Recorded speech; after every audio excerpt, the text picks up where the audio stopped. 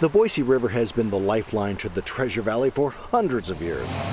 But as more people settled along its banks and farmers started farming the nearby dry and barren land, it was apparent the use of its valuable resource would become essential to the valley's growth. In other words, without the water from the Boise River, most of us wouldn't be here.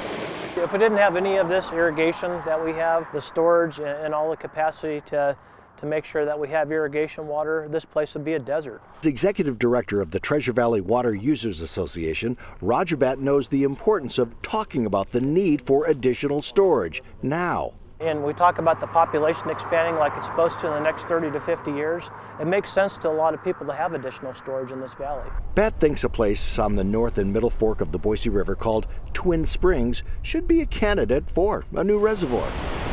Obviously, there's going to be environmental concerns. If we're going to be damming up a river or something like that, there's going to be concerns about that, and the necessary studies are going to have to be done in order to, make sure endangered species and other types of life aren't impacted by that.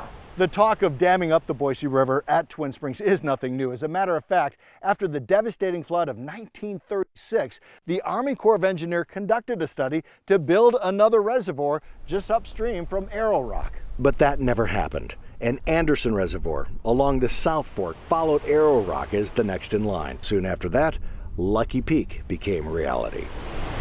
These three reservoirs provide a balance of storage and control, not to mention the obvious recreational values it provides to thousands of people every year. But building a new reservoir doesn't happen overnight, and the cost is more than you can imagine.